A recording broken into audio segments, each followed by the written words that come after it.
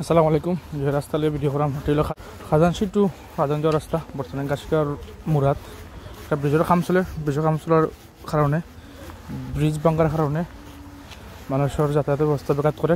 কারণ লেগে তারা বিকল্প রাস্তা তৈরি না হইয়া বিকল্প সেতু না দিয়া তারা ব্রিজ ভাঙছে। মানে যার যেমন ইচ্ছা তেমন কাজ কর্ম চলে। অথচ তারা উচিত আছিল গিয়া আগে বিকল্প তৈরি করতো। সময় ব্রিজটা ভাঙে 5-6 দিন মানুষের যাতায়াত করা গেছে না। পরে হয়তো গ্রামবাসী হোক এলাকাবাসী হোক বা তারাও দিছে রেল লাইনের ব্রিজের উপরে সেতু করে, বাট আনফর্চুনেটলি যাতায়াত করা যায় না। কারণ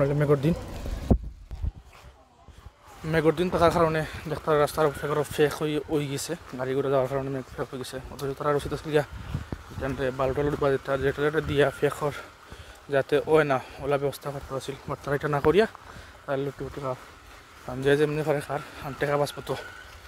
আর এলাকার অনেক বড় লিডারগুলো আছেন, অথচ গণ্যমান ব্যক্তিগুলো আছেন, অথচ তারা একটা মাথা আছিল না যে ফুল করলে হয় না। ফুল করার পরে মেঘর দিন অবশ্যই ইট বালু দিয়া জায়গাটা সুন্দর করে রাখা উচিত আছিল, যাতে গাড়ি ঘোড়া চলতো ঠিকমতো। এটা না করে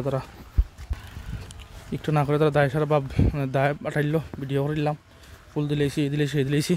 বাট দিন শেষে লসুর আমরা যারা এই সাইডে বসবাস করি, যাতায়াত করি, আমরা এই রাস্তাটা আমরা চলাচলের অনেক কষ্টর দেখে বুঝাইব।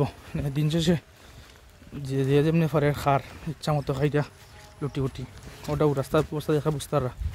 আর সবে কাইন্ডলি ভিডিও শেয়ার করবা। আর সবে দেখুক দেন বর্তমানে কী পরিস্থিতিতে আমরা আছি, না কি পরিস্থিতি বর্তমান চলের কাজকর্ম।